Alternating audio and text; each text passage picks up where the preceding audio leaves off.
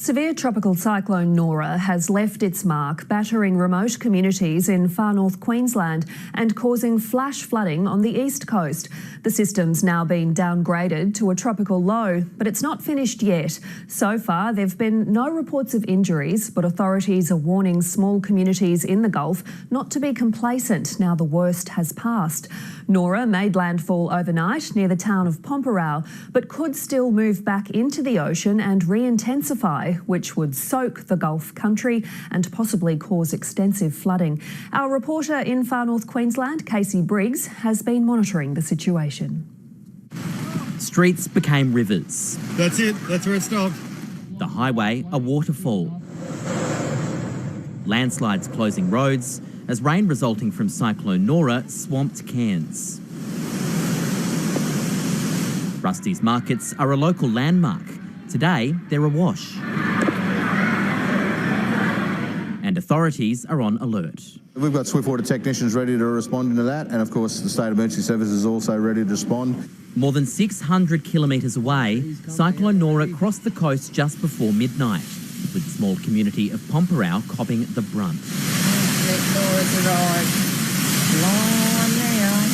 But it could have been much worse. Wreckage was scattered through town and all 600 residents have lost power, but no one is hurt.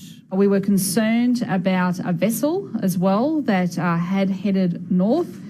We've been able to make contact with that vessel, and the people on board that vessel are safe and well. Extra support crews are preparing to fly in from Cairns. Although these communities are some of the most remote in Queensland, that the families are not alone. In nearby Kawanyama, Kenny Hewson is counting himself lucky.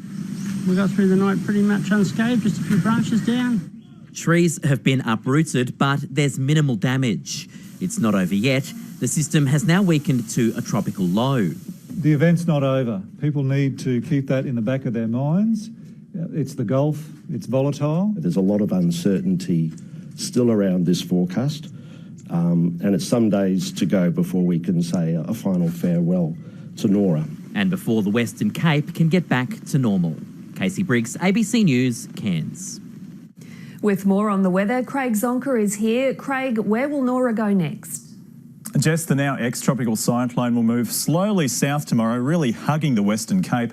A severe weather warning and flood watch are in place with heavy rain and winds of up to 90 kilometres per hour expected. From there, the system should kick to the west on Tuesday and it could re-intensify once over water. That's why a cyclone watch remains from Burketown to the Northern Territory border. But then the monsoon trough will see heavy rain on the east coast as well. A flood watch is current from Cape Tribulation to Townsville. A bucketing expected with widespread totals of up to 200 millimetres. That's in many areas already drenched. I'll be back later with the full forecast.